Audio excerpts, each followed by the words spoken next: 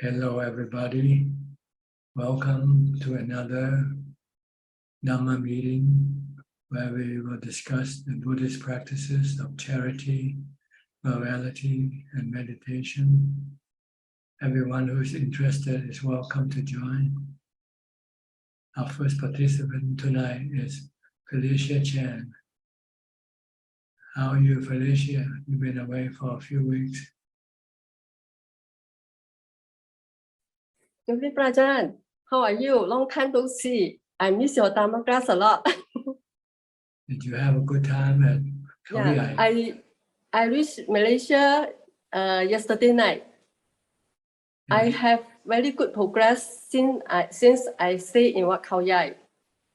Good.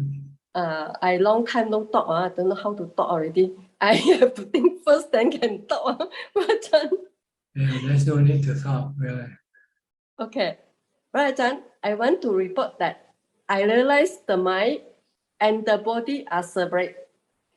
And the mind does not need the body to exist at all. When the awareness does not have a body at all, this awareness stays in emptiness.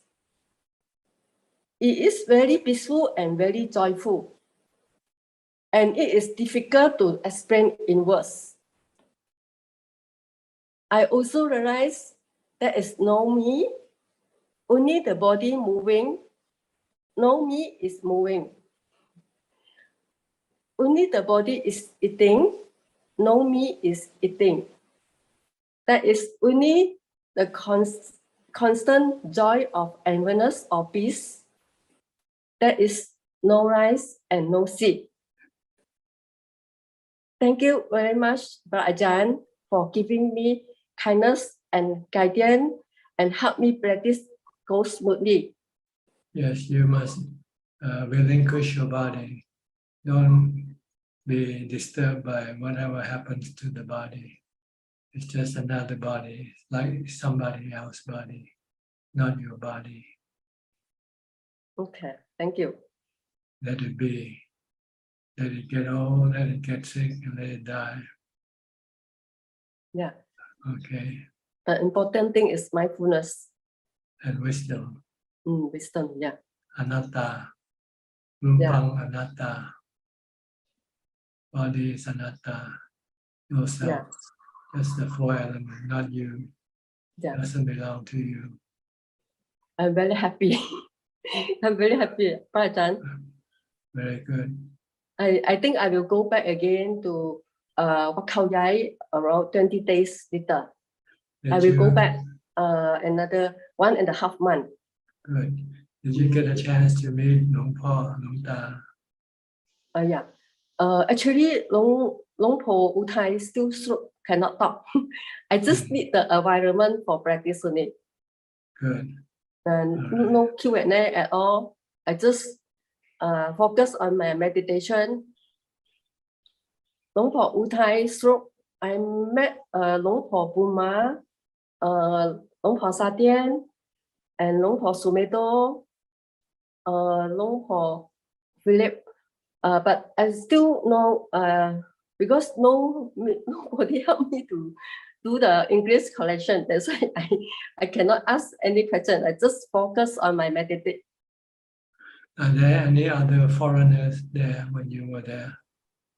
No, only me. Just you. Yeah. But it's a good place to recommend to other foreigners, women, practice there. Okay. Okay. Good. All right. Thank you. Okay.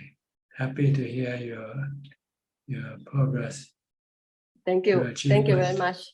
I stay there 74 days. Good. 74 days without going anywhere. No, actually, I go to Mudahan.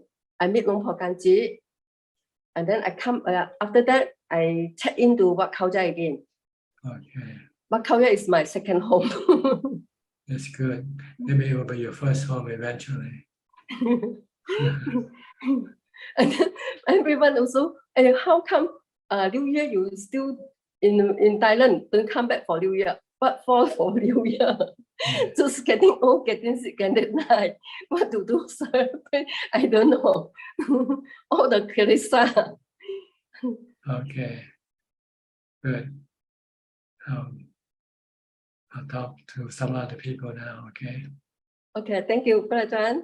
Okay, next is Wat Yannasangwararam from Penang. Ajahn, good evening. Nice to meet you again. So far, no question, Ajahn. Yeah. Ralph from Chonburi Thailand, Chonburi, very close to Wat Yan. Namaskaram, Tanajan. How are you? Good. Good to see you again. I have one question for you.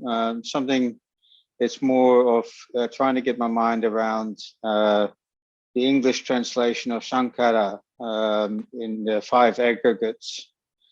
Some places I read it as volitional formations in English, and other places I read it as mental formations. Should I basically understand that basically these 2 translations are 2 sides of the same coin, or is there a subtle difference there? There are subtle difference. The mental sankhara is the namakanda, Vedana, Sanya, Sankhara, and Vijnana. That makes up the 5, the aggregate. They are the 5 aggregate, 4 mental and 1 physical. But the common term of the word sankhara means formation, like the formation of the 4 elements. This can also be considered sankhara. Anything that is form is called sankhara. Right. All right. So it depends on the context that it appears. Yeah, that's so. The volitional formations translation occurs in particularly in the Samyutta Nikaya, that Bhikkhu Bodhi's translation, and I was quite surprised to see that, because I was getting used to seeing it as a mental formation rather than a volitional formation. Yes, but sometimes it could mean both the mental and also the body. Sometimes it's called sankhara also in Thai. Okay. All Instead of rupa, because the body is sankhan. Okay. But all right. They can mean both, really. It just depends on the context that it appears. Okay. Okay. All right. Thank you. This is the word in the funeral rites in which monks recite when they were given robes to. They will say anicca vata sankhara. Sankhara is impermanent. Subjected to rising and ceasing. To be released from sankhara is supreme bliss. This is the word that the monks recite during the funeral chant. So sometimes people thought they were talking about the body, but I think more subtly, I think the Buddha meant the mental sankhara, the mental formation. Because the mental formation is the one that is the real culprit. Yeah, it's the one that creates dukkha all the time. That's where intentless, isn't it? Yeah. But it could also mean the body also. Okay. But the ones that are causing the suffering is the mental sankhara, not the body. Okay. We think, and then we have cravings for things we think of, such as our body. When we think of our body, we think it is us, it is me, and we have attachment. And we want to protect it at all costs. And then this caused us suffering because we could not do it eventually. Okay, is it clear enough to you? Yes, a lot clearer. Thank you. All right. Next, Johanna from Indonesia. Good evening, Ajahn. Ajahn, can I share some good news here? Depends on what you mean by good news. ท่านอาจารย์ we will print we will be printing Beyond Birth in Indonesian language at the end of this month. Okay. Did you do the translation? Yes, ท่านอาจารย์ Okay. Yeah. Has So, anybody help you proofread it? yes, ท่านอาจารย์ there's a monk, Indonesian monk staying in Thailand, but during the last rains retreat, he came back to Medan. So I got the chance to ask him to help me proofread my translation. Now he's back to Thailand already. Okay. Happy to hear that. I think it will be useful for Indonesian people, those who could not read English. They could then at least study in their own language. And I would like to represent everybody who are participating in this book printing to say thank you, Than Ajahn, for your metta and your teaching to us all this time. If you have PDF file, you can send it to my assistant, and then it can be posted on my website or download. I will do that. Okay, Than Ajahn. I already informed Kunjuk also about this. Okay, good. Yeah. Thank you so much, Than All Ajahn. right. Thank you for your effort. I have one question, Than Ajahn, about body contemplation. So the Buddha taught us to contemplate on the body so that we can detach, our mind can detach from the body. Is it right, Than Ajahn? Yes, we usually forget about the true nature of the body. We still keep thinking the body is me, is mine. And we keep thinking of the body of other people also as permanent and also good looking. So we become attached to other people's body.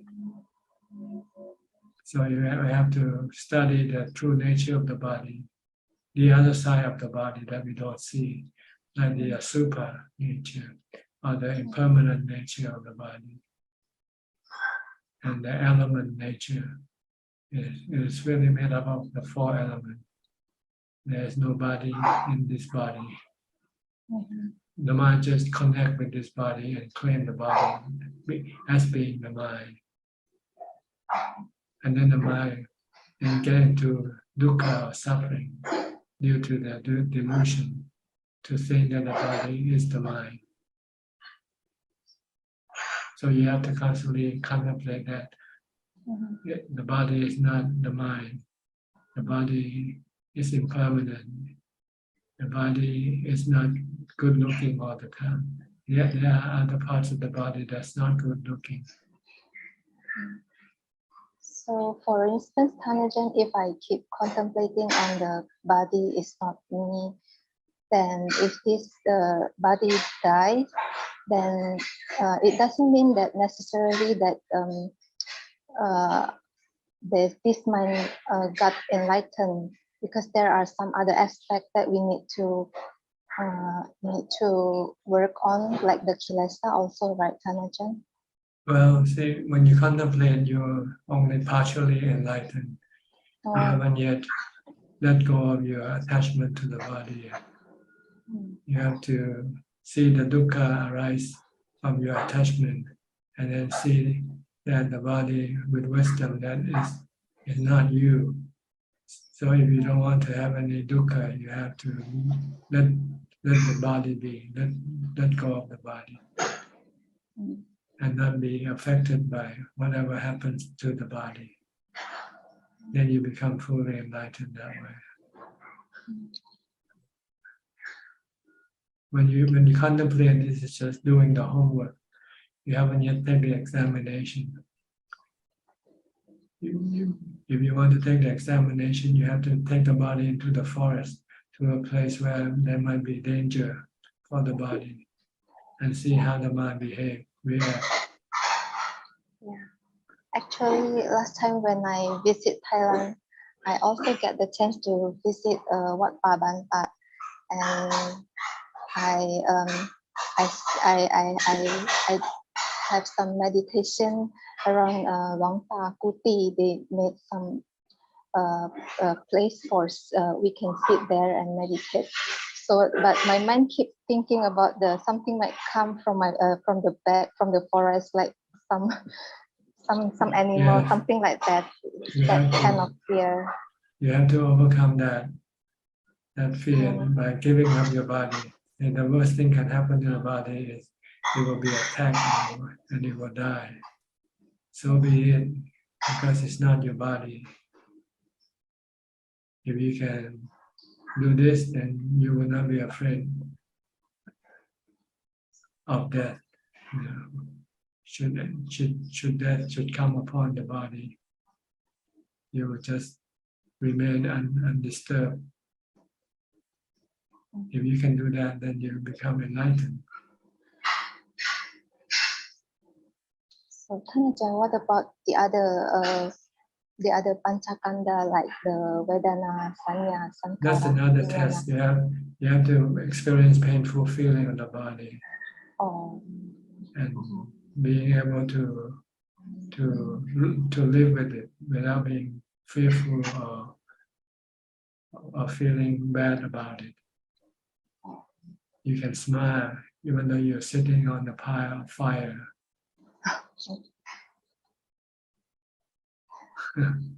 On the funeral pyre, sitting meditating on a funeral pyre and still be happy.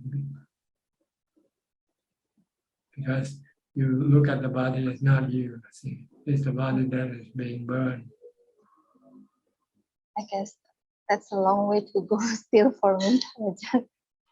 It depends on how you see it. First, you need to have a lot of ubekha. You need to have a lot of equanimity.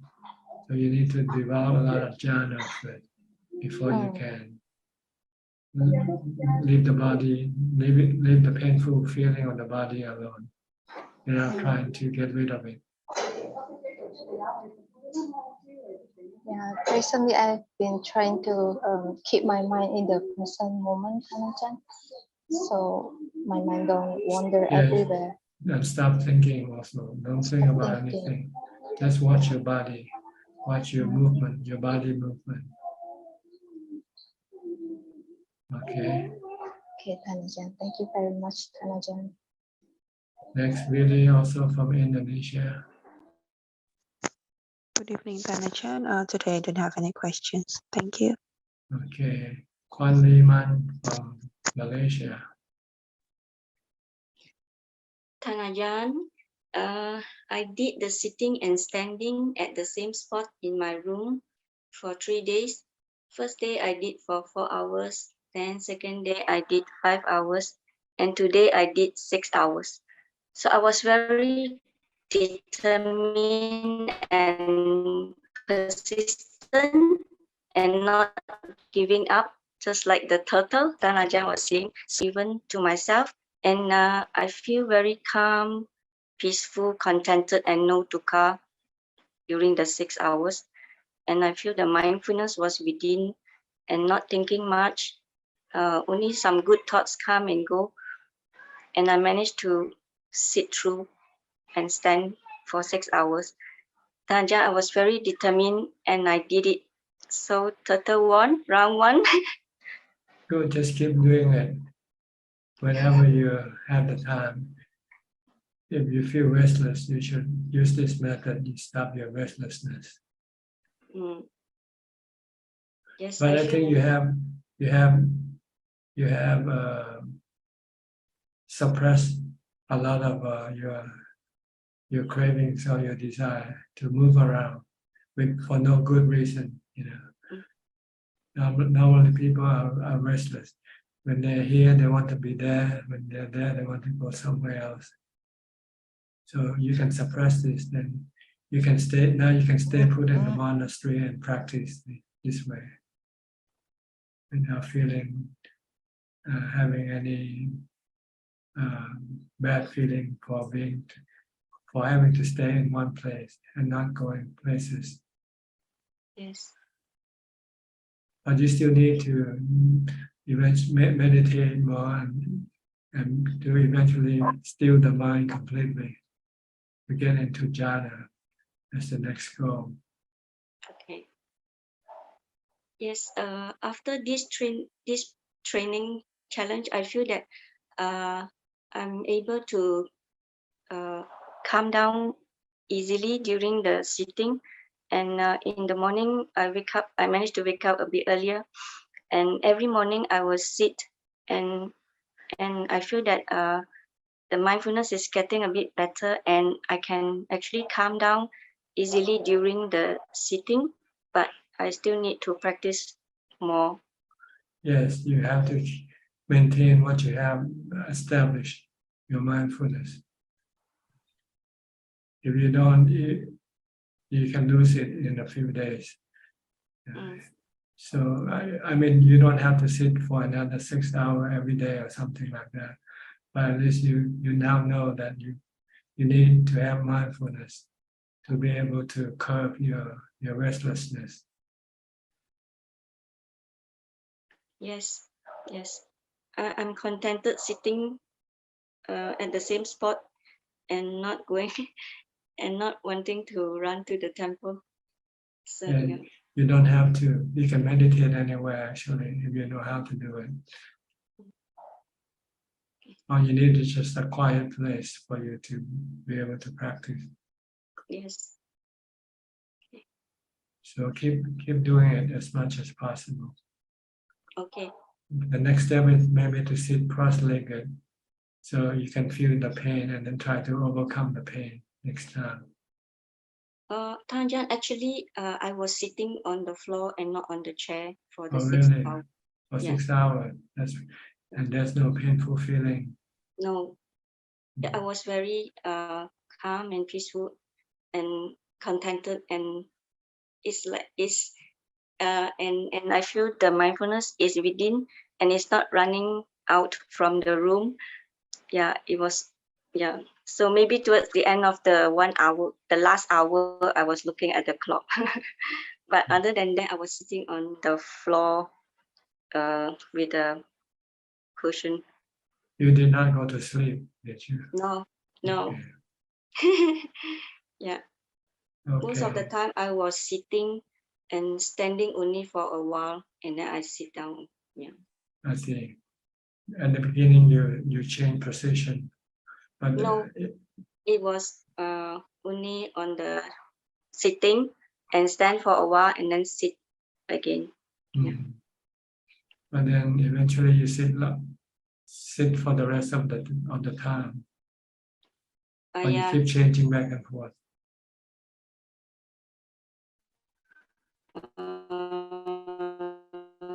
Yes, your voice is not coming through. I think it's your connection.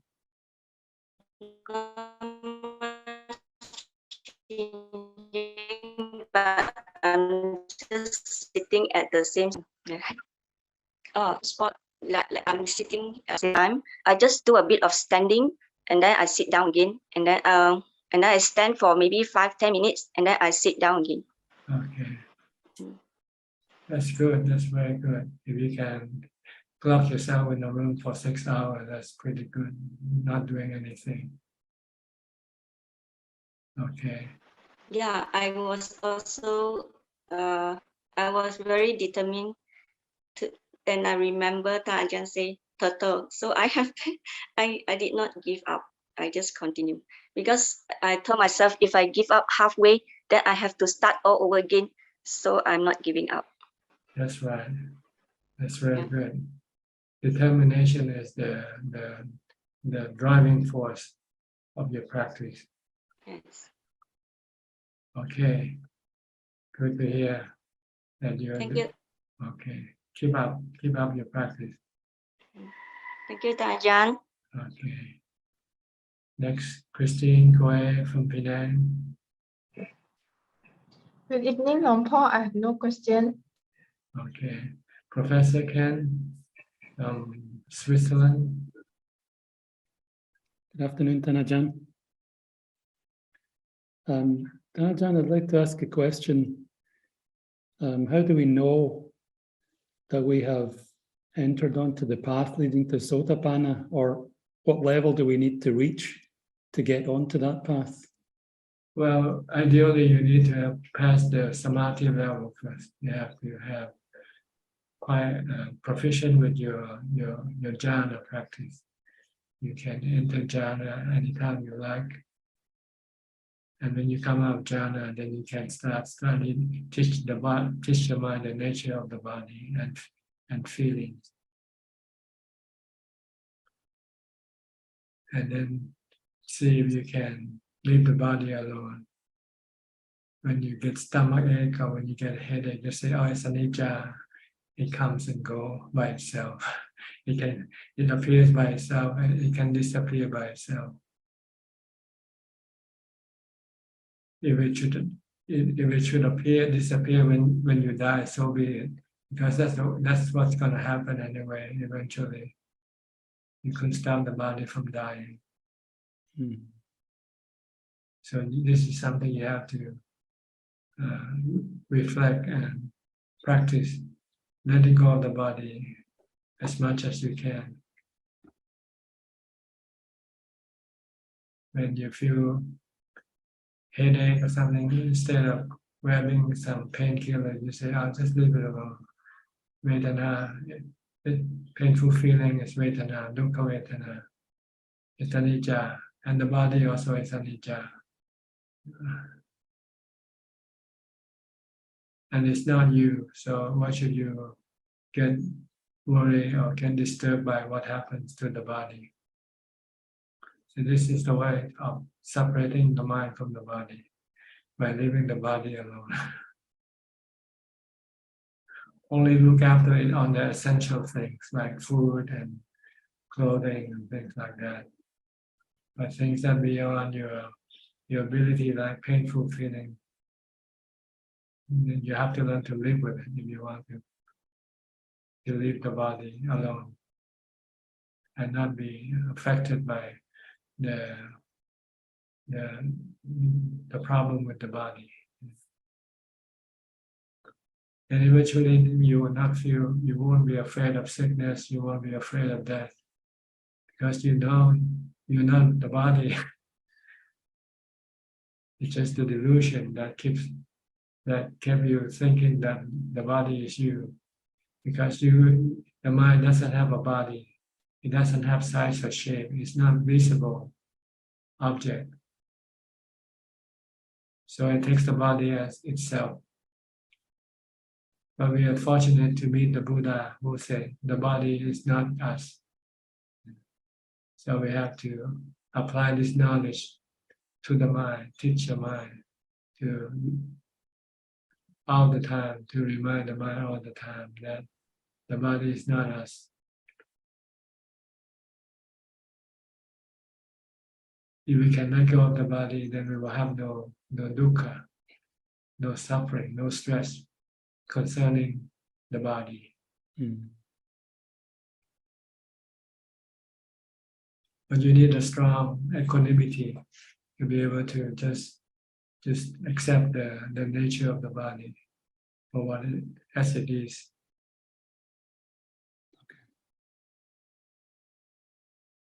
So you need to practice a lot of jhana first, a lot of meditation to get into jhana, where the mind becomes still, peaceful, and happy. And when you come out, then you are ready to study the nature, to teach the mind the nature of the body, the three characteristics of the body and the feelings.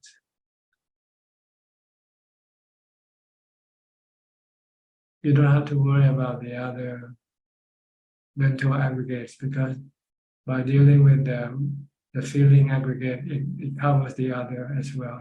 They come together. The other aggregates has not real problem. They're not prominent. The real prominent one is the feeling. So once we can deal with the feeling, then the other will fall in line. It's like catching a long snake. You only have to catch it at the head, and then you get the whole body automatically. Okay. So there are two things you have to deal with. Is the cessation of the body and the appearance of painful feeling on the body.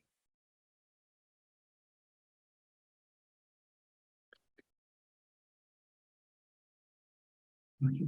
Then you are practicing Magga, and when you can let go of your attachment to the body and the feeling, then you have attained to the Phala. So Sotapanna Phala, by your contemplation on the nature of the body and feelings, and let go of them.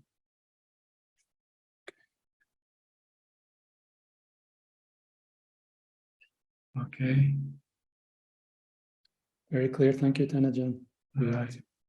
Next, Anura and Ramya from New Zealand.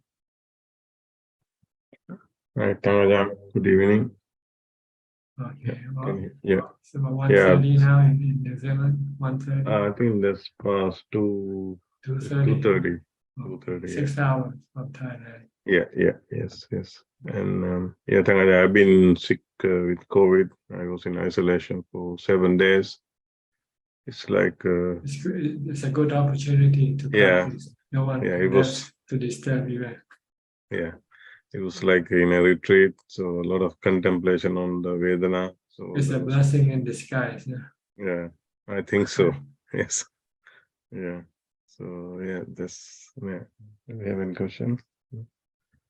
No question, Ajahn. Yeah, we had just like a retreat at the home last few days. Yeah, had more opportunity. It also gives you an opportunity to study the nature of the body and feeling. Yeah, when I had the body pain, I contemplate on the pain, and I thought that if I couldn't stand that pain, then how would I face the death? So that was a good reminder always. So that was good. Yeah. The purpose is to have no stress regarding the body and the feelings. Yeah. Because you cannot control them. Right now you might be able to, but eventually one time you will not be able to control them. Yes. So, is it correct to say that the mind needs a body to exist? So they are independent. So there's no way to have a body without mind or mind without body. So the mind can exist by itself, and the problem that the mind doesn't have happiness within itself, so it needs the body to find happiness through the sensual objects. But once you start to practice jhana and you found happiness without the body, then you can then let go of your attachment to your body, because you don't need the body anymore, because you have another type of happiness, better than the happiness you get from sensual objects, which is the happiness from calming the mind with mindfulness. If you haven't got this, then it is difficult for you to let go of your attachment to your body, because you feel that you still need the body to get you the sensual objects you want, you crave for. But if you can find happiness from meditation, then you don't need the body. Then it's easy to let go of the body.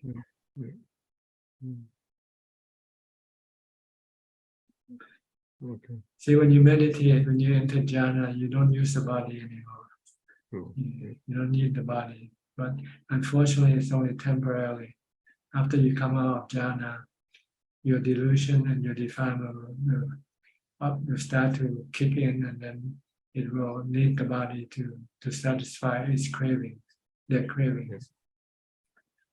Then you will need to use wisdom to teach the mind that by going after sensual object, really it's going after dukkha, not going after happiness. Because the sensual objects, they are also impermanent. They can give you temporary happiness, and when they don't, when they don't, then you get dukkha. You get stressed. You get sadness. So once you see with wisdom that using the body to go after happiness is the wrong path. It's a path of going towards stress and suffering. And you stop. That's all. It's like when you used to eat a favorite dish, and one day you discover it's cancer causing. And if you know it's cancerous, then you say, I won't eat this dish anymore, right? Yeah. No matter how good it is. Same thing with sensual objects. We enjoy sensual objects, but we don't realize that we are getting cancer from it. We're getting dukkha from all the sensual objects. Yep.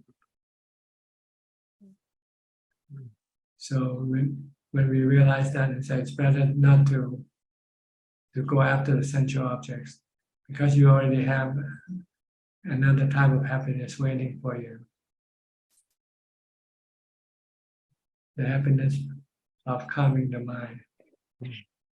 And when you stop your cravings, then the mind becomes calm automatically, without having to go into jhana even. It's the craving that is causing the mind to be restless and agitated. Once you could stop the cravings with wisdom, then the restlessness and agitation will completely disappear permanently. Then you don't need to go into jhana anymore. Because you can have calm without going into meditation. And happiness arising from the mind being calm.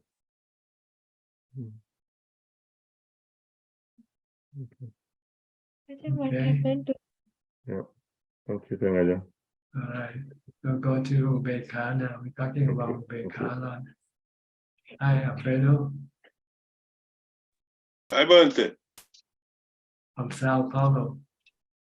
Yes. A lot of rain in São Paulo. Oh, rainy season now, huh? Yes. I see. Many hot. Okay, my practice is okay. My meditation is okay. I like Napanasati. Okay. It's important to stay on body, né, Bante? Yes. It's important to practice Anapanasati to get Ubekha, Yes. to get equanimity, where you Yes. find peace and happiness, no craving, no desire. Yes. What is when Buddha say that Anagami wait for enlightenment? What's wait for enlightenment, Bante? Wait. Wait for enlightenment. Oh. Wait is. Well, how do you spell the word wait? W-A-I-T. Yes. Yes. Well, it's the third level. See? So it's waiting for the fourth level, which is the full enlightenment. But what is waiting? Waiting is only meditation. Waiting is have a kaliko, a time to enlightenment. Maybe the translation is wrong. Maybe it shouldn't be the word waiting. It is a step closest to the full enlightenment. The next step is full enlightenment. Yes. Approaching enlightenment. Full enlightenment. Yes. Yes. Okay. Understand, Bante. All right. Okay, we'll go to Declan. Noah, I read your email, Declan. You said you might be coming to the temple tomorrow morning. Yeah. Yes, Ajahn. If that's okay, that's possible. Yeah, that's fine. You can meet me about 9:30 if you can come to the dining hall. And I can get you to talk to one of the monks who live up on the mountain and make arrangement for your stay if you like to stay. Thank you, Ajahn. Thank you very much. Ajahn, I just had, I listened to YouTube before of one of your talks, and just now you said it about facing shifting with something like that with pain, you know. But I remember up north in Thailand years ago, I heard a story of a monk who got bitten by a rabies dog, you know, and he was in pain, and the monks told him that, you know. But when you have severe pain, you know, I don't know. That's just flippant. That's just a thought that passed my. So I think it'd be very hard, I think, you know, to remember about is the body is separate from the mind when you have severe pain, you know. Yes. So I don't. But it doesn't mean that you shouldn't look after the body, you know. No, yeah. You can still look after it. You can look after it. Yeah, But I mean, when we practice, when we take the examination, I mean, we want to leave the pain alone as a test, to see whether we can pass it or not. Yeah. Once we pass the test, then we won't be afraid of the pain anymore. Right. And we can then look after the body. If we have painful feeling, if we have medicine to take, we take it. Yeah. But if we Thanks, should come Ajahn. to the point where we could not fix it, then we just have to live with it. Yeah. Thanks very much, Ajahn. I'm just that was just a question without thinking too much. But tomorrow I hope to visit the Wat. So thank you very much, Ajahn. Okay. See you tomorrow. See you tomorrow, Ajahn. Okay, good. Philip and Adeline from Malaysia. Good evening, Ajahn. Don't have any questions, right? Okay. Listening. Go to Suchart from Pennsylvania. Suchart. You still have snow in Pennsylvania? Good evening, Tan Ajahn. Yes, it's gonna coming about to 6 to 7 on Wednesday and Thursday, somewhere around. Then, so today I come in to pay my respect, and I look like I start right now look like a baby. So start walking, and so far I listen.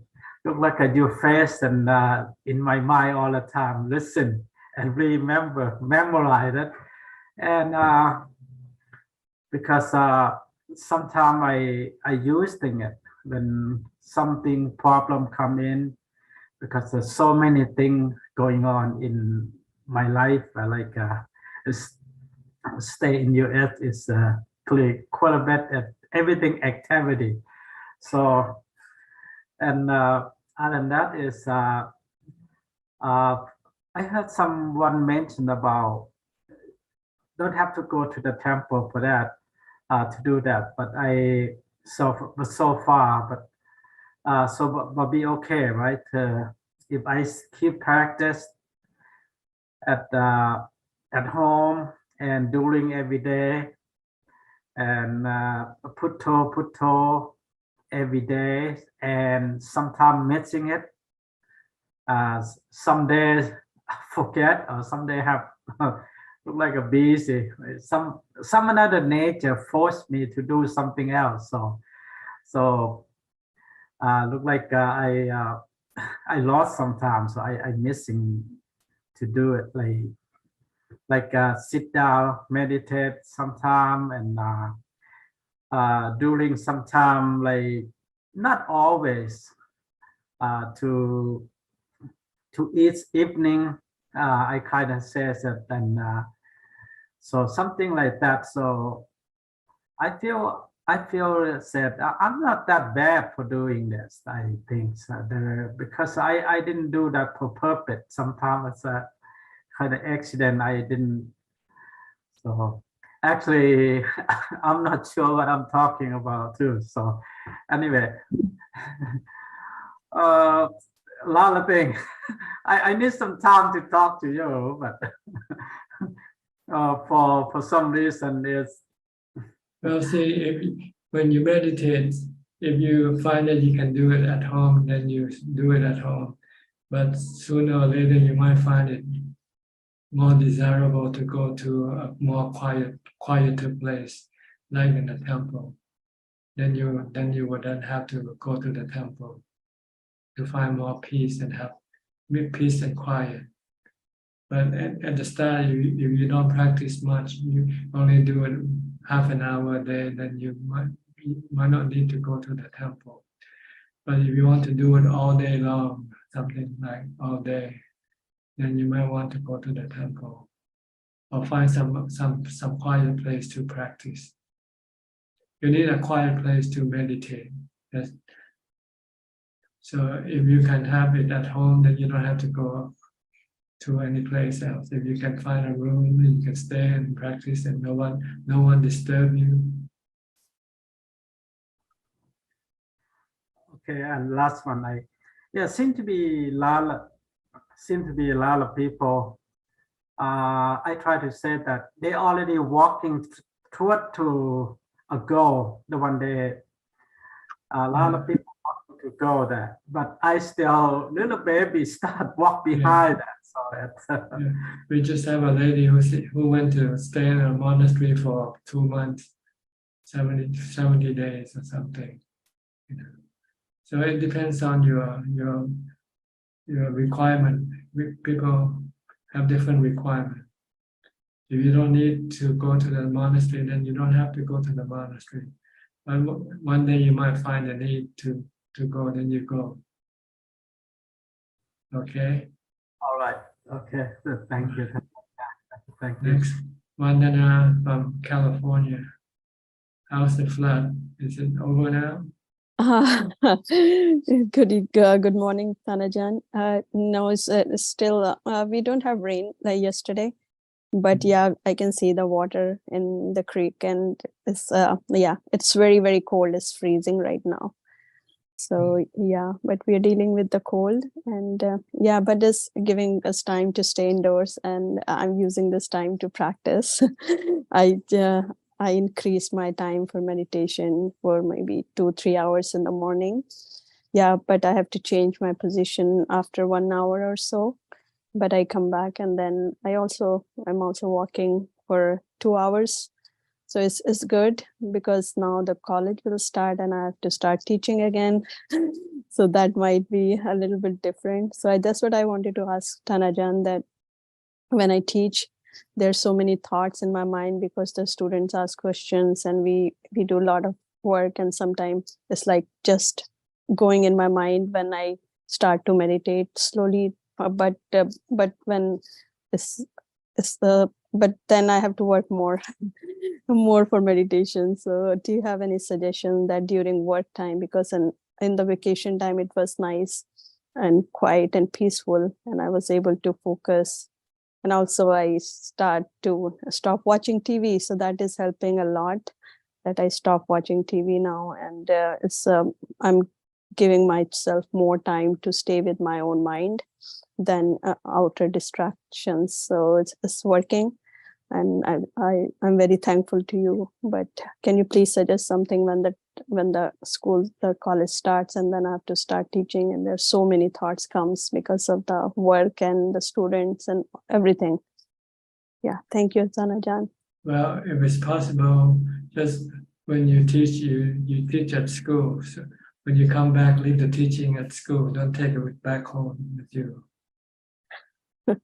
Yeah, but when we discuss some topics, then it start to stay in your mind when it's like you're still there. And you can use the mantra. You can use the mantra to erase it, or chanting or something.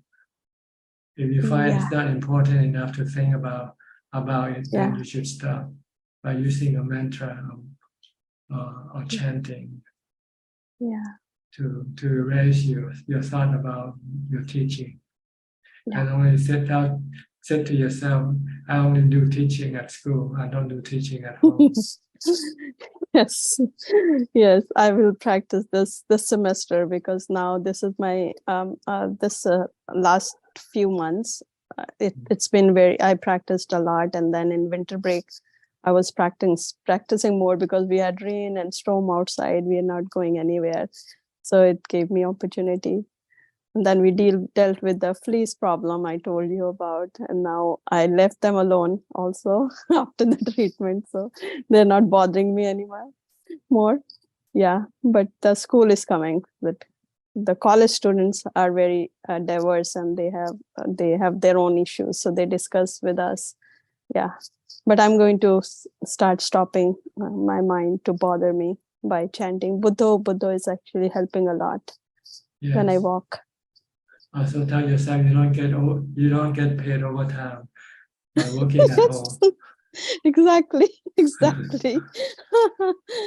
Thank you so much, Sanajan. That's about it. Okay. I will see you in July. I'm planning to come there in July. Okay. Is it a good month? It's a rainy month. Yeah, it's sort of raining, but not all the time though. But we have rain. Yeah. Few days, every other few days we have rain, but not every day or something like that. Okay. Yeah. Thank you. I'll connect with the assistant and Yeah, okay. ask. We can arrange for your accommodation if you know you're coming. If you want to stay in the monastery. Yes. Thank you so much, Tanajan. Okay. Next, Gary from Singapore. Gary. Good evening. Good evening, Tanajan. Just one question. Tanajan, if someone has a very strong upekkha or equanimity, does it necessarily means that he has gone into jhana or some level of samadhi at least? Yes, it means you have entered into jhana before, because jhana is the source of your viveka. Or strong mindfulness, let's put it that way. I see. But it doesn't necessarily means that you have reached for example, third level or fourth level of jhana? No, this Not is necessarily. just the concentration level, I not see. wisdom level. Okay. To be enlightened, you need to go to the wisdom level. You have to be able to see the three characteristics in the five khandhas, and let go of your attachment to the five khandhas. I see. Okay. Okay, thank you. All right. Alvin Lee from Malaysia. Good evening, Tanajan. I don't have any question, just listening. Thank you, Tanajan. Okay, Sri and Czech, Vancouver, or somewhere around there.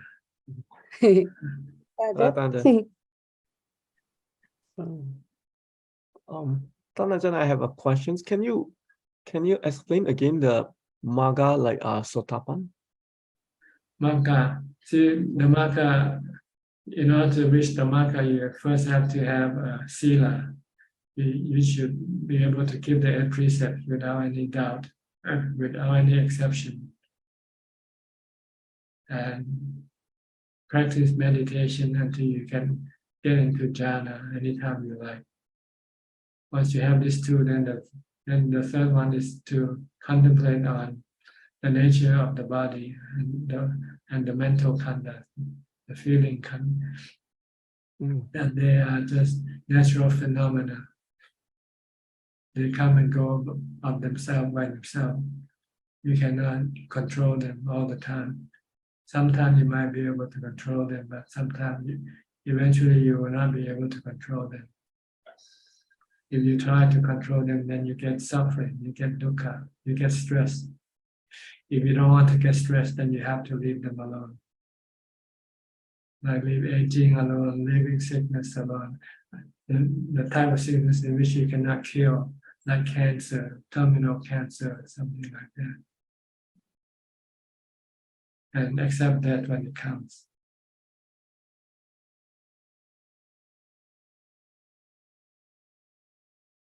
So this is the Magga. See, before you can do contemplation effectively, you need the support of samadhi and sila. And samadhi needs the support of sila. So they are steps that you have to build up. It's like before you can enter university, you have to go to kindergarten first. Then you have to go to elementary school. Then you go to high school. Then you can then enter into the what you call the higher education, colleges and universities. See, wisdom is considered to be on the college or university level, while samadhi is probably high school level, and sila is the elementary or kindergarten level. The kindergarten probably consists of the 5 precepts, and the elementary consists of the 8 precepts. Then you go to the samadhi meditation level. This is high school. And when you graduate from high school, then you can enter the university, and you can develop wisdom.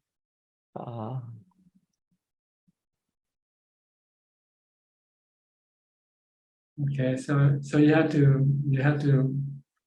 see whether you have all this prerequisite or not before you can go to the level that you want to. People like to say, "Oh, I want wisdom," but they don't know what wisdom really is or how to develop wisdom. True wisdom is you have to contemplate all the time, except when you go into jhana. That's all. When you come out of jhana, you will have to constantly contemplate on the impermanent nature of the body, the asubha nature, and also the nature of the feelings all the time, and deal with them by letting go.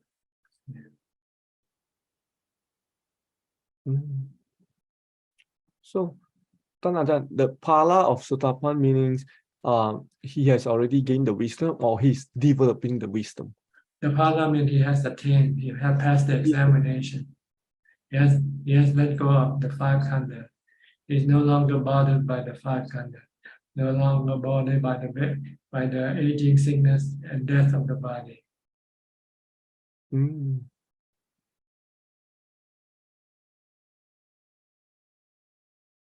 But there are other aspects of the body that it is still attached to. That is the good-looking aspect of the body. He hasn't yet destroyed this attraction to the body, because it still keeps seeing the good-looking side of the body. So it still creates sexual desire for the mind of a Sotapanna. So the next thing a Sotapanna has to do is to study the asubha, the unattractive nature of the body, to counter the attractive perception of the body by going inside the body, by going through the 32 parts of the body, looking at the corpses of the body when the body died, turned into corpses. And during the Buddha's time, corpses are left in the cemetery without burning it or without burying it. It's just left there to rot. And monks go there to study the nature of this beautiful body. See, this how this beautiful body will eventually looks like. This is where all the movie stars and all the beauty contestants eventually come to.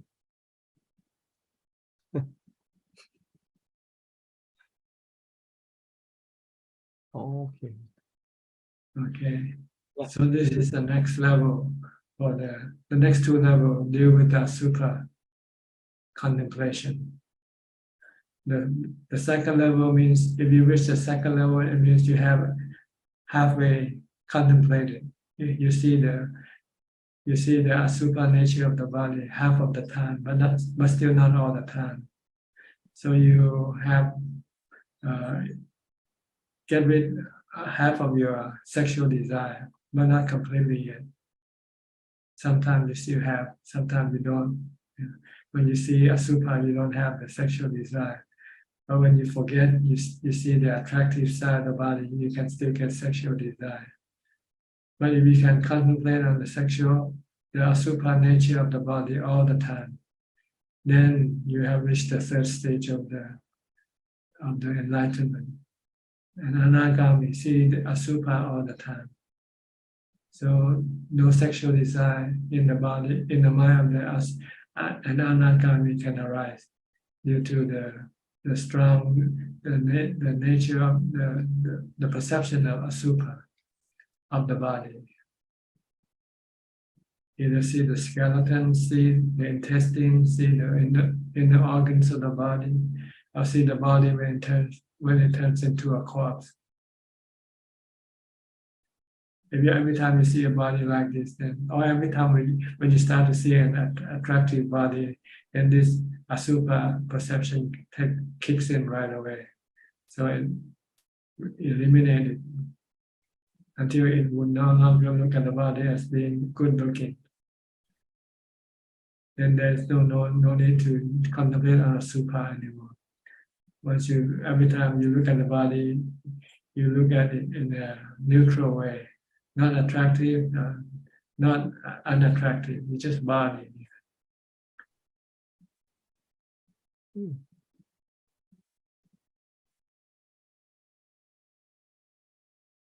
Okay. Yep. Just with Alfredo, he was talking about like the anagami waiting, the term waiting. So it's not waiting, isn't it? It's like it's still working, right? They still do the work to go to Arahant. Yeah, because the anagami only have passed the physical examination, things that deal with the body. The first three levels of enlightenment deal with the body, the five khandhas. But there's still problem with the mind. See? The mind still have problem in which an anagami has to deal with before he can become an arahant. He has to deal with his conceit, and he still has to deal with his attachment to peace and calm of the mind, which is considered to be temporary. The peace that you get from jhana, for instance. You use jhana as a happiness replacement to your sensual objects. When you want to get rid of your sensual objects, you need a replacement of your sensual object. So you use jhana as a replacement. Now you become attached to your replacement. So you have to let go of your replacement because your replacement is also anicca, anatta.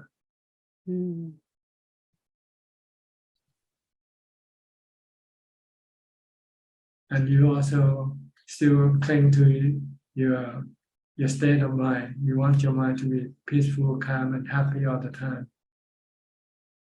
But it is also changing. It's still not above, beyond changing. You still keep changing your state of mind. Sometimes you feel good one day, and the next day you feel bad. This is not the physical part now. This is the mental part. So you have to understand this nature and try not to get attached to them. Just be aware of them and let them be. Sometimes you have good days, sometimes you have bad days. So this is the way it is. Just like when you deal with the body sensation, the body feeling. But it has a different root. The mental feelings and the physical, the body feeling. The body feeling has the body as the root cause. While the mental feeling has the mind as the root cause. So you have to understand this thing, and instead of trying to deal with them by forcing them to be calm and to be still. It's a natural way. The natural way is to understand the nature, and just like you understand the nature of the rain and the sun, you cannot suppress them, you cannot control them. So you just learn to live with them. That's the whole point.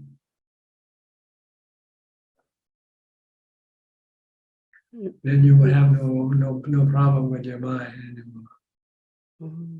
No problem with your body, no problem with your mind. Yeah. So there's nothing else to do once you finish this task. You're just happy all the time. Finish is the work of a recluse. You know, there's no more work to do. Yeah. the end of Except the hobby, book, except hobby, by except for what? teaching as a hobby. Hobby? Hobby. Like the Buddha, he used teaching like a hobby to him. See? Hobby. It's not work for him. Hobby. Hobby. It's not a word, it's hobby. It's like He didn't want to teach at first, but then he somehow changed his mind and then said, okay, I teach, but I choose the people I teach to. I don't teach everybody. I only teach to those who is interested. Those who are not interested, I won't teach them. Yeah.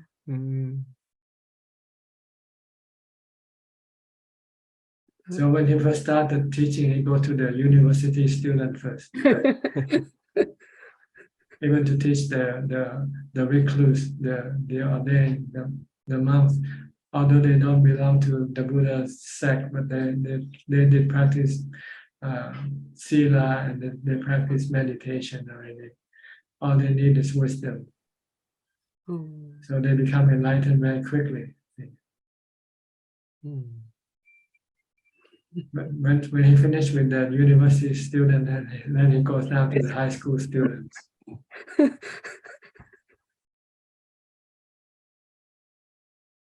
When he finished with high school student, then he goes to the elementary student, kindergarten.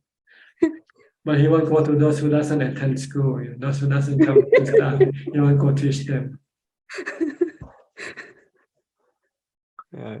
Because they don't like to study, so you cannot teach those who doesn't come to school, right?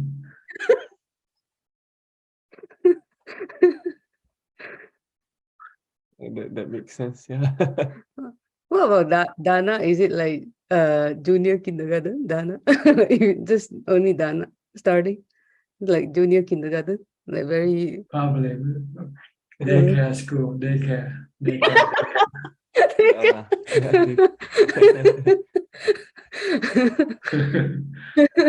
And then Sila, you move up to the kindergarten. Yeah, 5 precepts. Then the 8th precept is elementary school. Okay. Then meditation is high school. Then after meditation, then you go study the 3 characteristics and the 4 noble truths in the university, Buddhist university. And then you graduate, and then you don't. And then you get your bachelor degree, your master degree, and your doctorate degree. Just now, just now in the beginning, you said that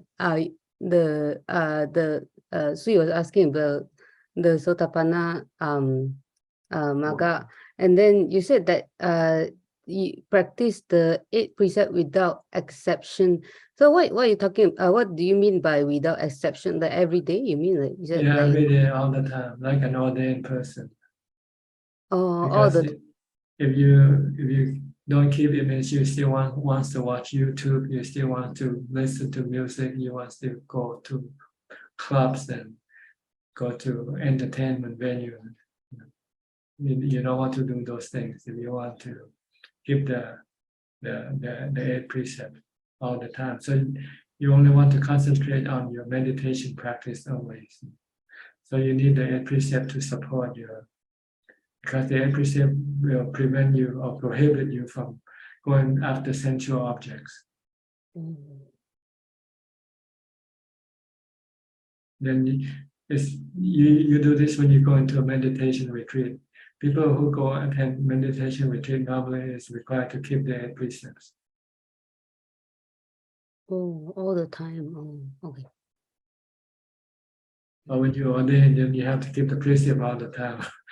Yeah, I cannot just decide which day I want to keep the Christmas.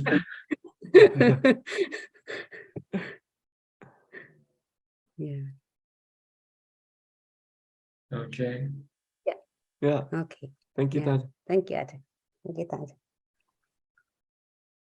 All right, we'll go to Belinda from Singapore next. Hello, Ajahn. Ajahn, I want to wish you a happy new year.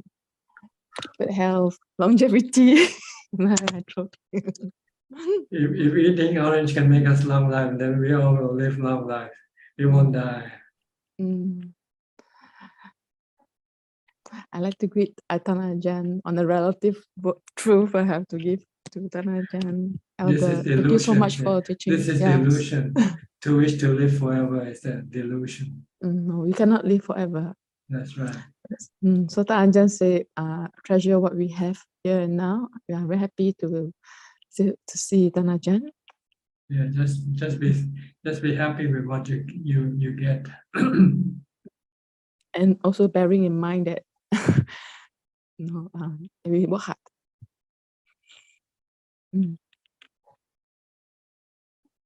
Okay, thank you anyway. Thanks, Ajahn. Any question tonight?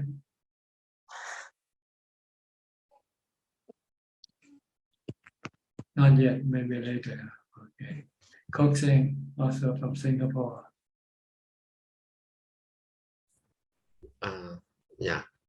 Good evening, Prajan. Following what Belinda mentioned, I also like to wish you, since Prajan is a Teochew, and I'd like to wish Prajan 新年快乐，新家注意。新年发财。新年发财，恭喜发财。Yeah, no Okay. questions at the moment. All right, thank you. Thank you. B. Ravin from Bangkok. Hi, good evening, Ajahn, and happy Chinese New Year to you. Okay, thank you. So, Ajahn, I think actually some of my questions have been answered, so I'll just rephrase. Do I understand correctly that Asubha is something that's very difficult to eradicate? That's why there are two levels to eradicate it, rather than the body, which is only the Sotapanna to eradicate? I don't know whether it's everything is difficult to eradicate. Yeah. But it's just that so happened the Buddha just decided to divide this Asubha practice into two levels. If we achieve, you can contemplate, if you can see Asubha half of the time, then you consider you have reached the second level of enlightenment. And if you have fully seen the Asubha all the time, then you have reached the third level of enlightenment. That's all. There's no reason or anything like that.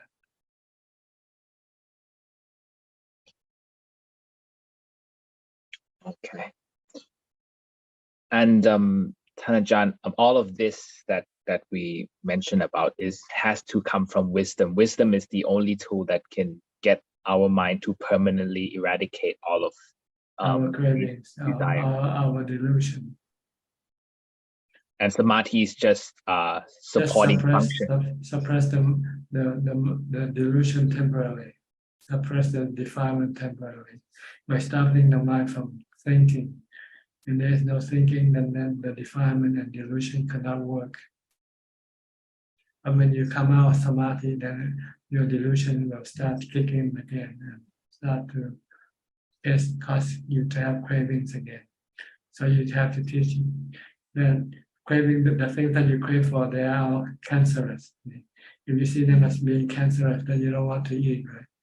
If you know this ice cream is cancerous, then you say, oh, I don't want to eat this ice cream anymore. That's what dukkha means. It's cancerous to the mind, not to the body. But the problem is we don't see them as being cancerous. We still keep going after them.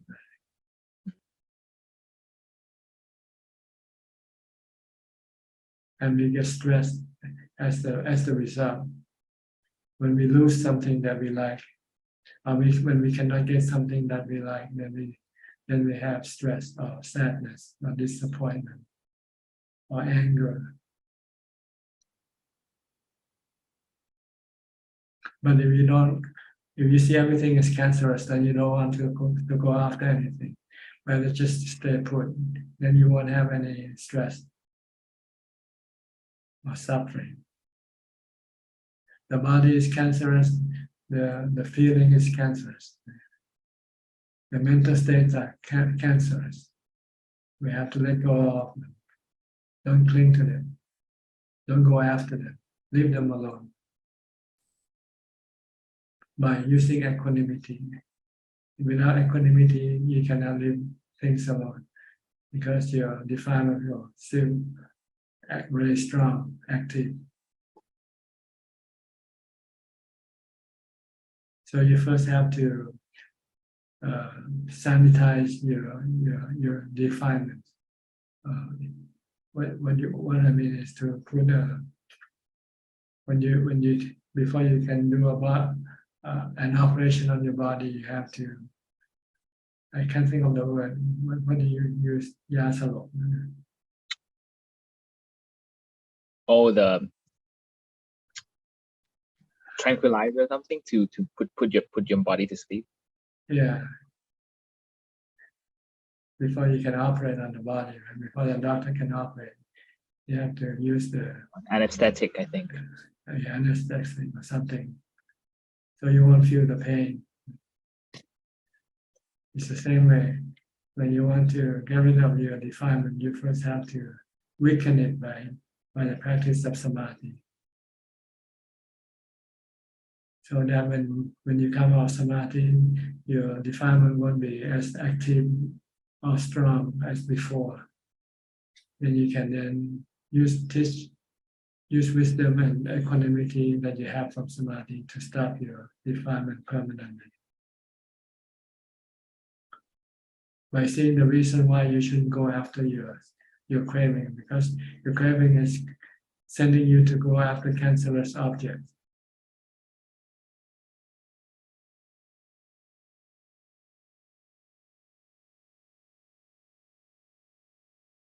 Okay. Yeah, and it's dangerous because the mind is deluded, so they think it's not cancerous, and we keep going after them more and more, and it destroys us without us knowing it. Right, and then you become unhappy with them later on. You have problem with them because they can change and they can disappear.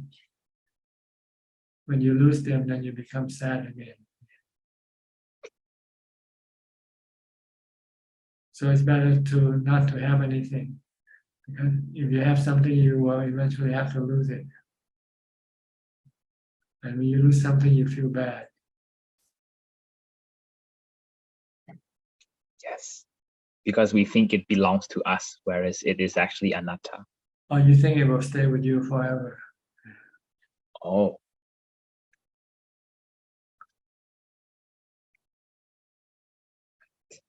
I see. So samadhi is kind of a refuge for the mind, and wisdom is what cures the cancer in the mind. Then, if I put to make it assimilate. Yeah.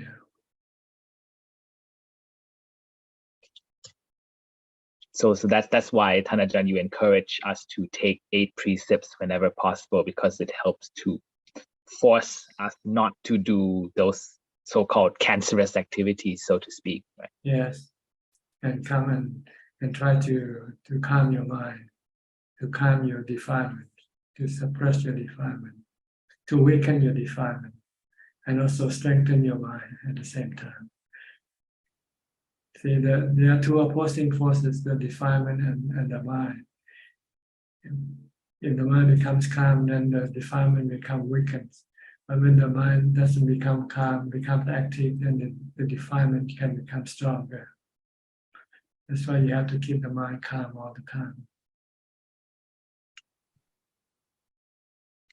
And then you can then teach the mind to let go of your defilement.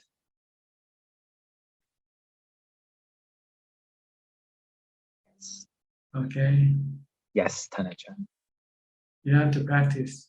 Yeah, this is about practice, not about talking about it. We can talk about it forever, and you will still not be able to really see the real thing. The real thing is in the practice. All right, Okay. Tanajan, I'll keep practicing. Thank you. All right. Next is Madida Tucker. Madida, where are you from? I forgot. I am Seattle now. Seattle. Yes, but Ajahn, at first I thank you. I joined the Clear Mountain Monastery to visit you. I see. Did you Yeah, come so with them? You come with them? yes, Oh, I went. So I am basically I'm Thai, but I live in Seattle. Okay, good. Yeah, so I don't have any question. I just want to join in and listen to other ask the Okay. question and get more Knowledge, get more knowledge, get more information. yes. Thank you, Good. Ajahn. Listening to Dhamma talk or discussion is also considered to be beneficial. All right, we'll go to Rusli from Indonesia. Before that, I'm sorry, have to go to Diana. Diana from Wales.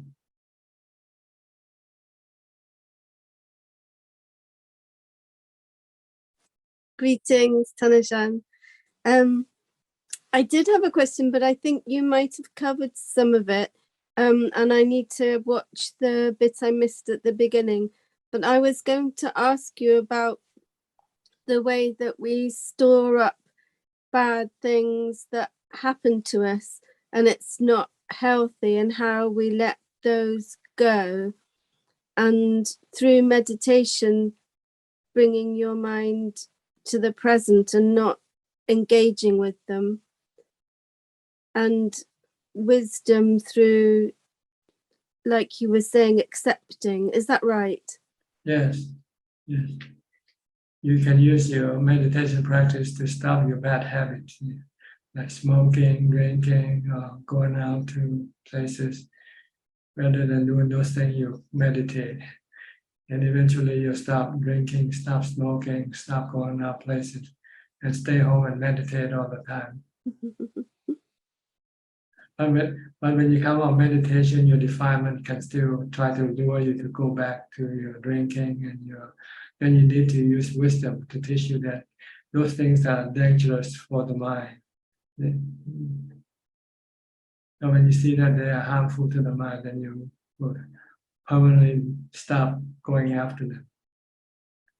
Those habits are dangerous for the mind, causing stress and problem for the mind all the time. When you see this with wisdom, then you don't want to go back to drinking, to smoking or whatever, and rather spend your time meditating. It's a better type of happiness. It's pure happiness without any stress or sorrow. I liked what you said on Sunday about giving is true happiness. Yes. See, we have happiness. Receiving is happiness, but it's different from the happiness of giving.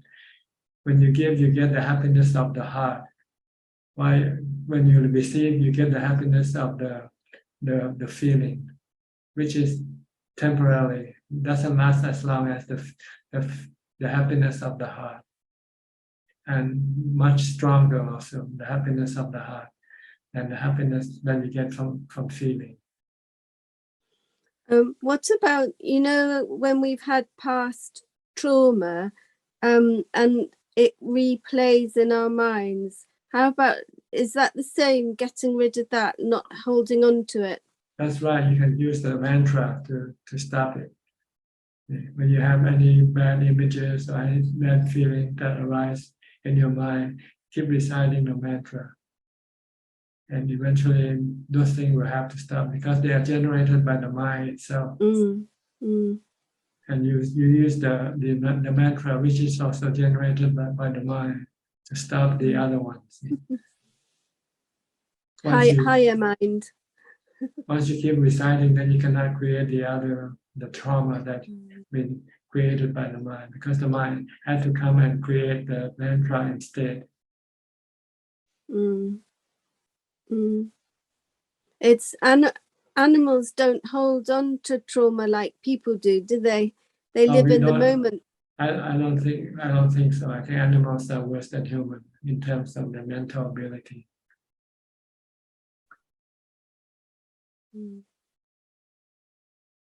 Thank you. Okay. I think human have had a higher ability of mindfulness than animal, and also ability to reflect or to contemplate good and bad. With animals, they do it out of their instinct and of the habit. But as far as trauma, I'm not sure. Trauma depends on, they are created by your bad karma. See, if you did a lot of bad karma, then your mind will regenerate this bad karma in your mind. But if you do good karma, then there will be no trauma. You have good dreams, you have good pleasant thoughts all the time. So do a lot of giving. Giving will give you a good good thought and good feelings. While stealing and doing bad karma can create a lot of bad trauma for the mind. That's why we have good dreams and bad dreams. The bad dreams are created by our bad karma. The good dreams are created by our good karma.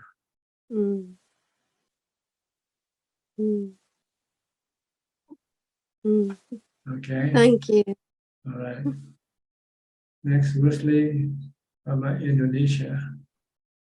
Evening, Ajahn. I don't have any question. Thank you, Ajahn. Okay. Nalanda, where are you from?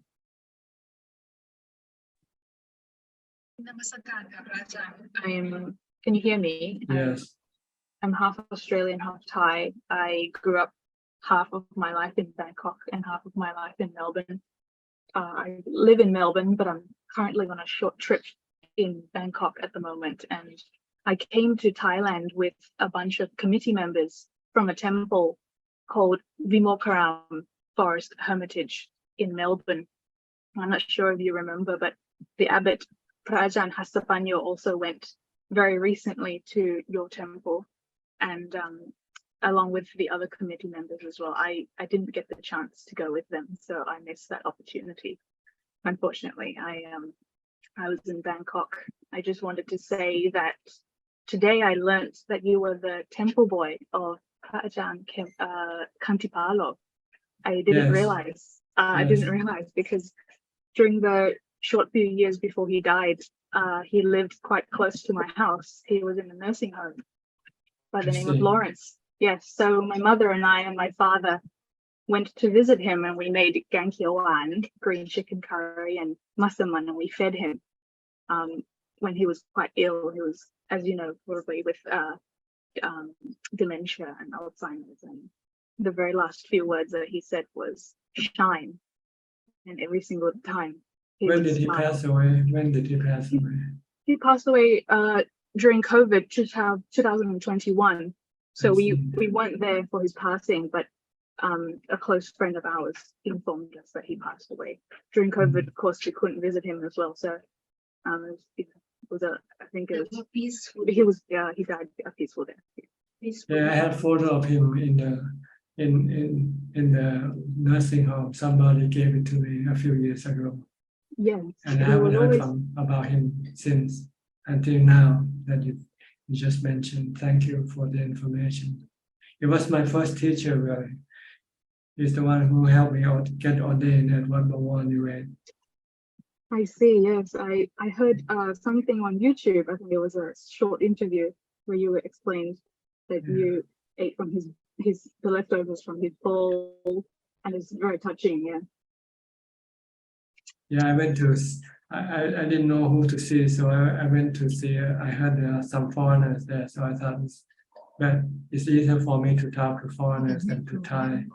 So I went to look for a foreigner monk, and someone show me him, lead me to Kandipalo. And after talking with him, and my intention of ordaining, he volunteered to go and tell the abbot about me, and that's how I got ordained, through him, really. Yeah. My father was also under his guidance for a few months. My father was there, and he was very touched by Ajahn Kantipalo's teachings, especially his mantras.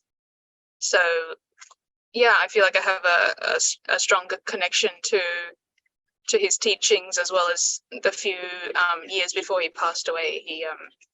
He still recognized the mantras. My father would chant the mantras back to him, and his eyes would light up, and he would smile and say the word shine. And that was the only word that he could say, it was shine. But he recognized the mantras, which is quite phenomenal, really. Yeah, before he died. Yeah. Very good. Thank you, Ajahn. How long are you staying in Thailand? I'm staying until the 7th of February. I'm actually going to Sriracha very soon. So maybe if my luck, if the stars align, I might be able to go to your temple and grab Long Po. Yeah. Okay. If you have to see me, if you see me in the morning, it will be on weekdays. I'll be at the dining hall 9:30 or so. But on weekends or on Buddhist holidays, I won't be at the dining hall. But I'll be at my kuti in the afternoon giving Dhamma talk at 2 o'clock.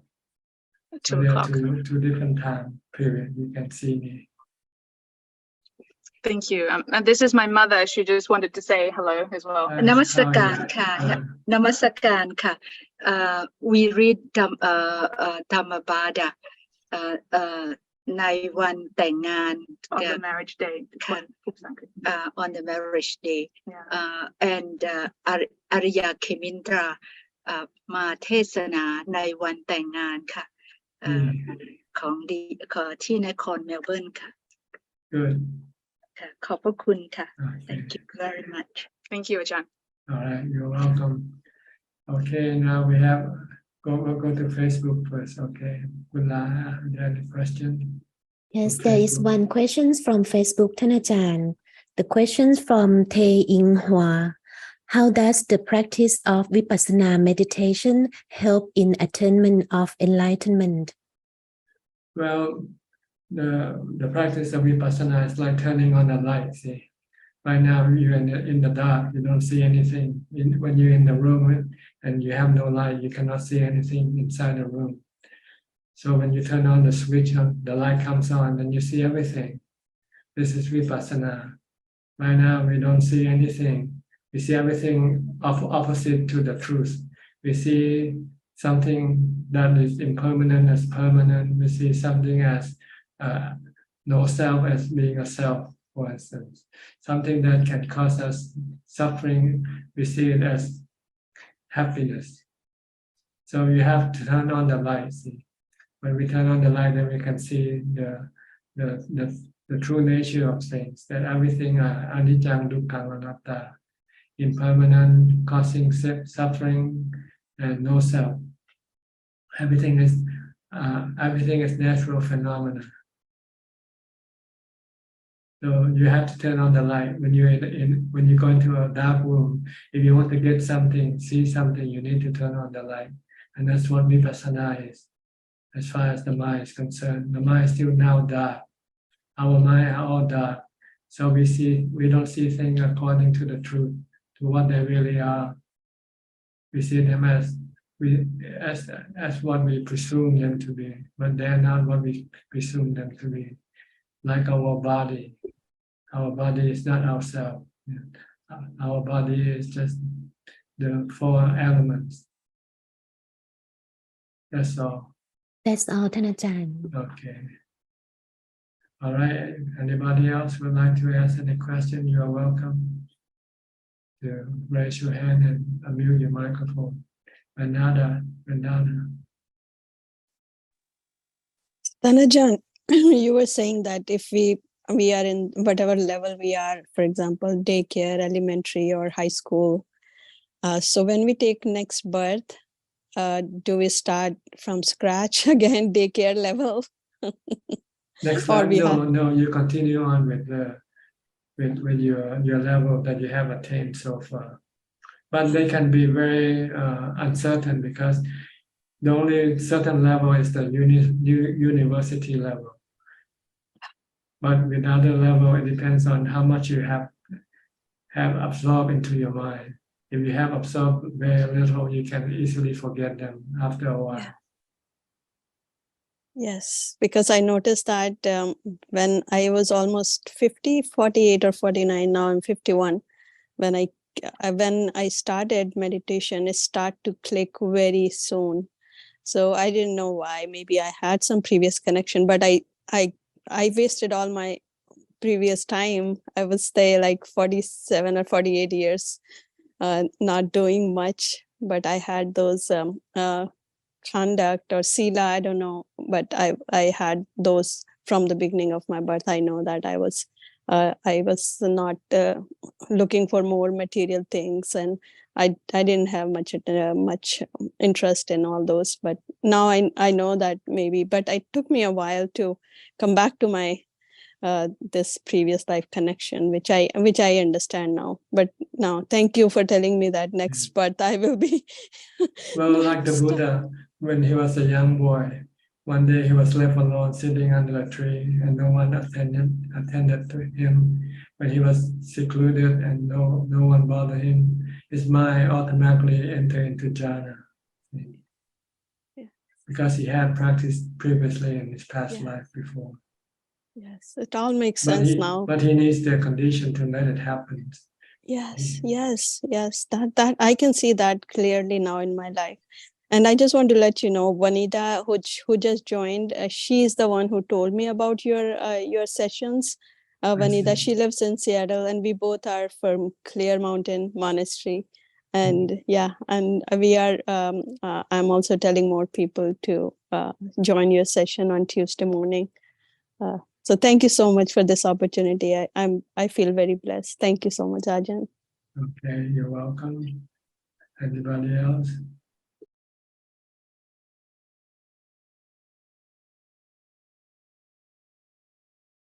Okay, check.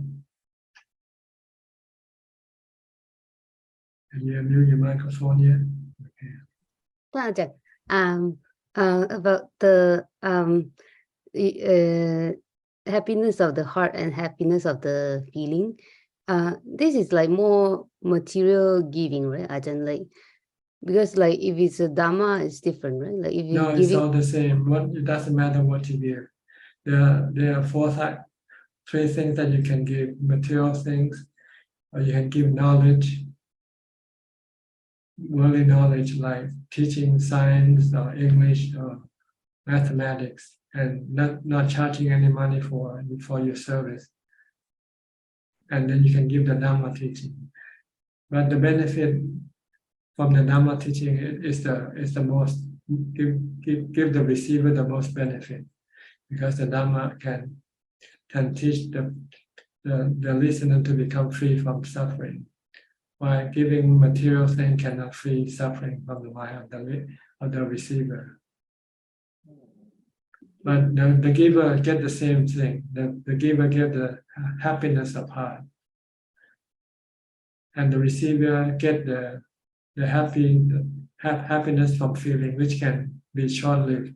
Like right now, you might be happy listening, and when you finish, it might disappear when you forgot about what you have heard. Yeah. Like the gift you get on Christmas Day, maybe the day after Christmas you want to return it right away. But the happiness from the giver, it still remains in the heart of the giver. Yeah. Even day after Christmas, you're still happy, right? Giving something away.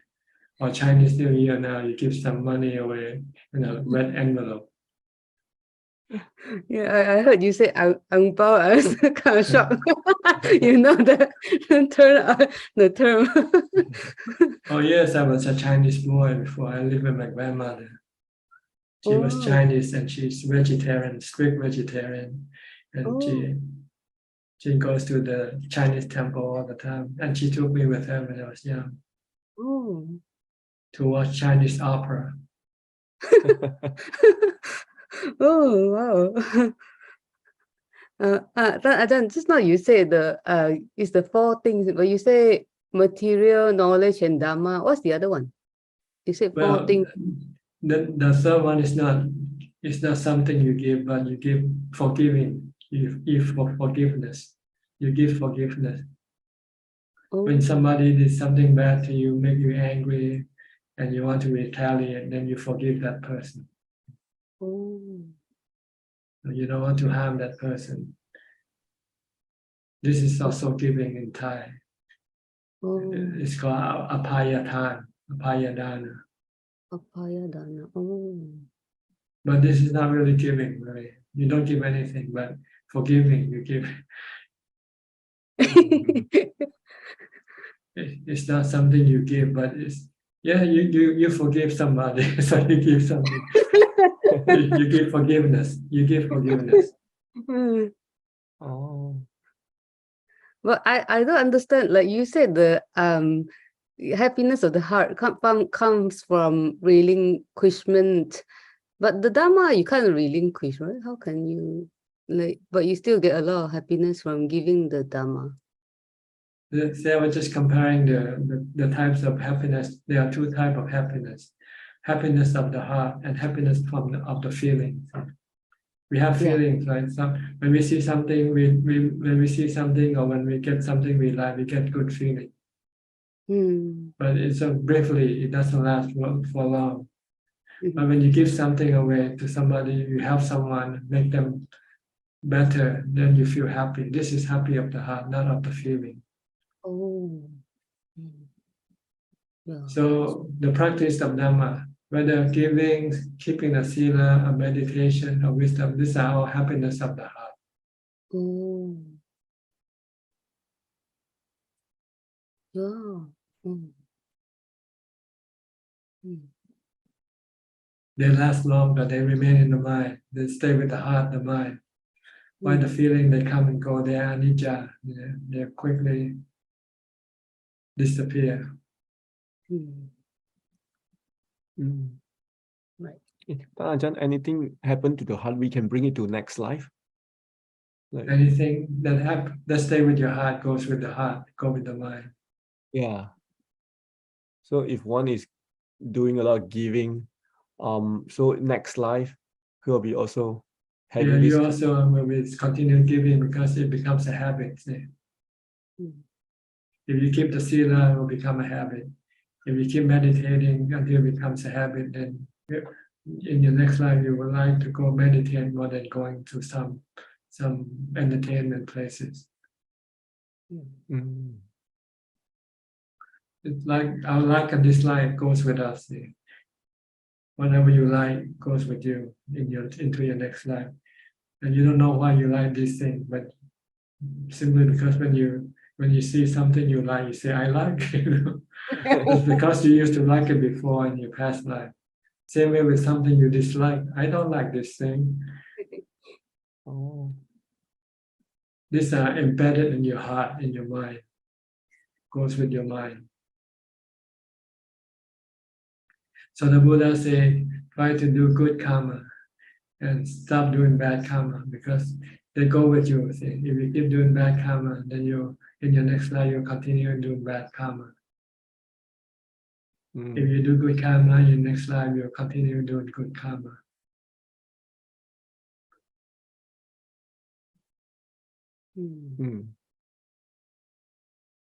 Oh, Alvin, okay, next now. Alvin is waiting, I'm sorry. Alvin, your turn. And you unmute your microphone. Yeah, Ajahn, can you hear me, Ajahn? Yes. Go ahead. Okay. Yeah, Tanjan, just a quick one. Going back to Czech's question on giving of Dhamma. So as a non-enlightened being, like a Putujana, I think we can't teach, right? Like what Tanaja mentioned before. I mean, only the enlightened beings can teach. So the only way for us to give Dhamma is probably donation of publication of books, organizing of Dhamma talk, and like what Johanna just did, translation of Dhamma book, right? I would presume that. Well, if you don't have any Dhamma yourself, then you have to give somebody else's Dhamma, like the Buddha's Dhamma or the Arahant Dhamma.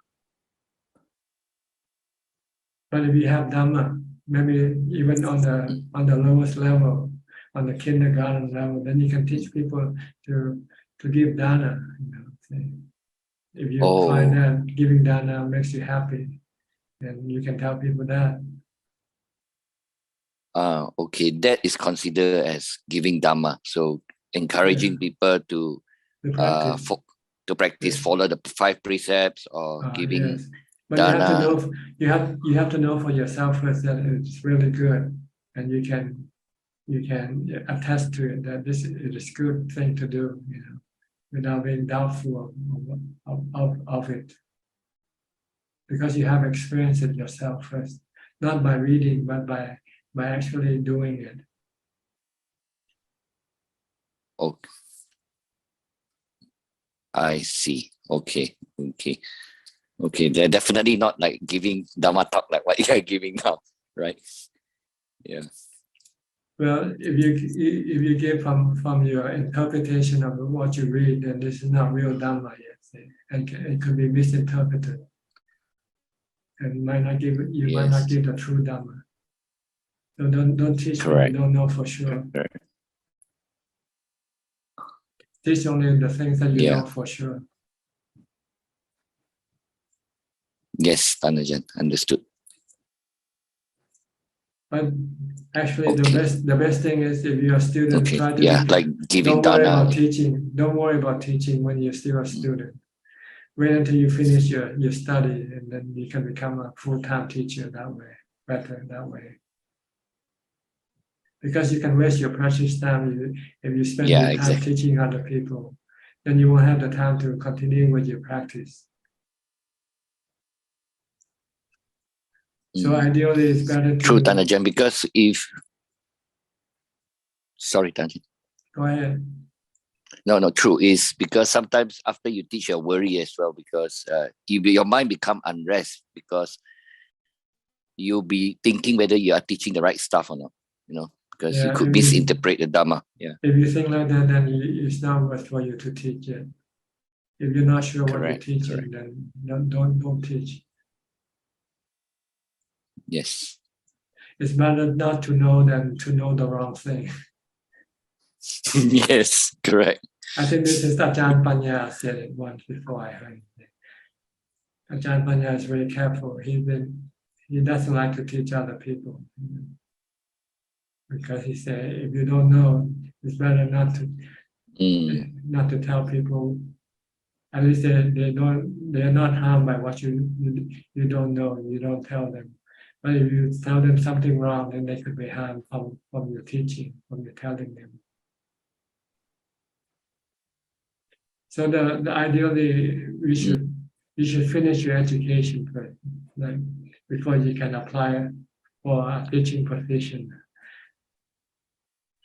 Yes. Before you apply for teaching position. That's correct. Yeah. Thanks, Tanajan. Thank you. Don't worry about teaching if you're a student. Concentrate on your study and your practice. This is your job, your duty. Not teaching yet. But if you have some money and you want to contribute or distribute some good Dhamma books, then you can do that. But this way you don't waste too much time. Yes. Correct. Like an example of Ajahn Man. Ajahn Man spent so many years teaching other people before he was fully enlightened. I'm not sure which level he had, but he had many students studying with him. But then one day he decided he has to stop, and then he he left and went to live in the forest for 10 years to finalize his practice. Mm. Okay, very clear, Tanajan. Thank you. Okay. Anybody else? We have Aroka. Alex. Alex. Alexander Aroka from the Netherlands. Oh, we have 2 people waiting. Sadhu Tanajan, can you hear me well? Yes, very well. Okay.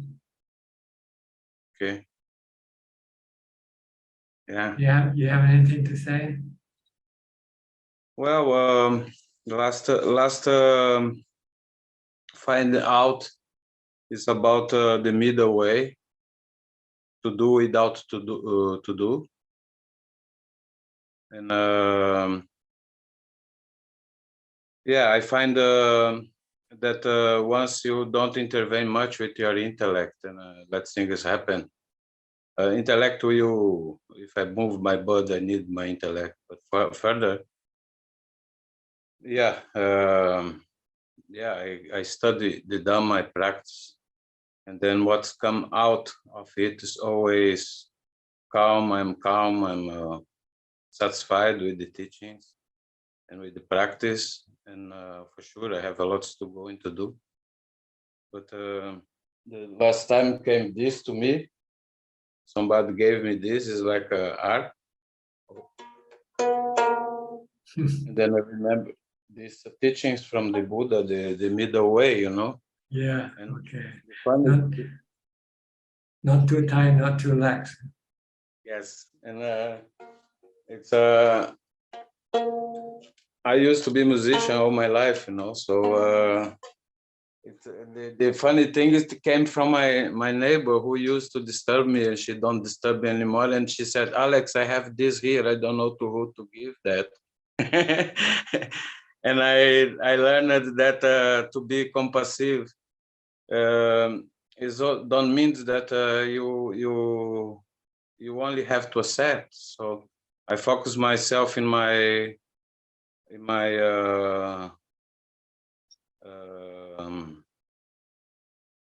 and to keep try to keep my upeka, or intensify it as much as I could.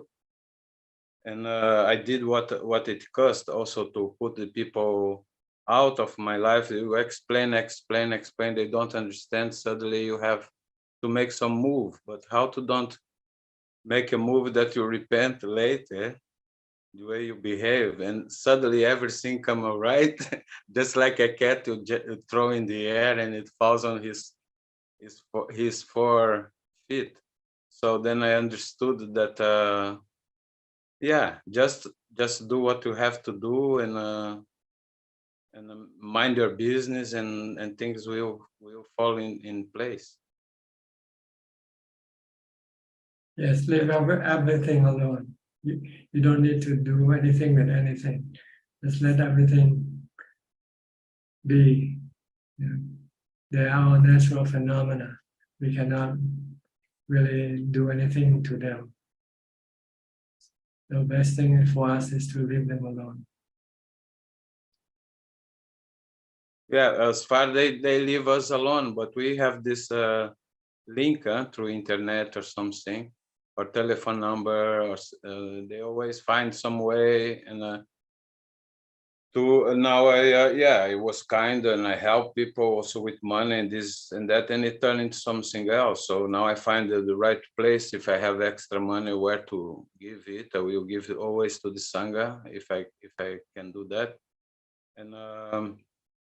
And further, I'm very blessed. I have everything. I have now I have my peace back that I 3 years ago, 4 years start to being disturbed here in this place, and now it stopped again. So it seems like I'm back in my path. So I find my rest, and for a long time I'm really alone, you know, and I'm not unhappy. Oh yeah, and I find always like well, maybe I made a mistake by keeping my way, just to walk on and just say didn't answer the people. And then later I had some kind of trouble in my heart, a little bit pressed. And then I just focus on this press, so I came back in the moment. So I was not in the past, what happened, when happened it. So then I find out that that's the emptiness, to be in here and now. It's to let things happen, to be empty for what comes next, not to be dragged or stiff and some memory feeling. Okay, we're running out of time, so let me give the last few minutes to Sulan, okay? Okay, thank you very much, sir. All right. Sulan, you're the last, give us the last word. Happy Chinese New Year, Ajahn. Yeah. That's the word of wisdom. Oh, thank you, Ajahn. Yeah. Are you okay? Are you well, Ajahn? If I'm not well, I won't be here, right? Yeah, that's true. Yeah, just want to ask if Ajahn is well also before I ask my question. Okay, you have any question? Yeah, I have a question. Like, I just wanted to ask, like, when we are like very emotional, then like I realized that the chattering in the mind like keeps chattering nonstop, and then it feels like chattering is driven by the emotions. Then and whenever that happens, there is the urge to kind of rant it out. And yeah, I'm not sure if that's a healthy way. No, you should use the mantra to counter your emotion, your chattering. Chattering with your mantra instead. Chatter with my mantra. Yeah.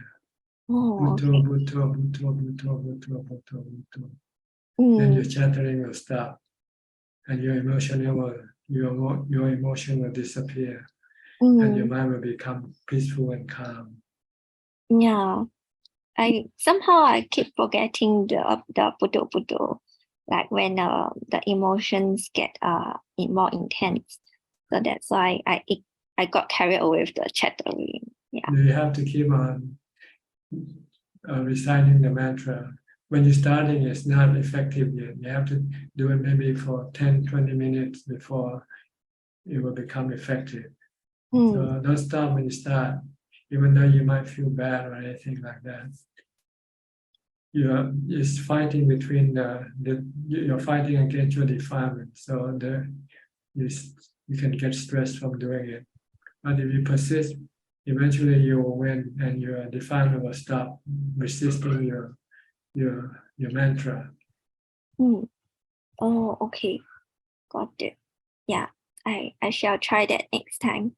But you have to practice before you run into the real thing, run into the real situation. If you don't practice, you won't be able to recite the mantra for long.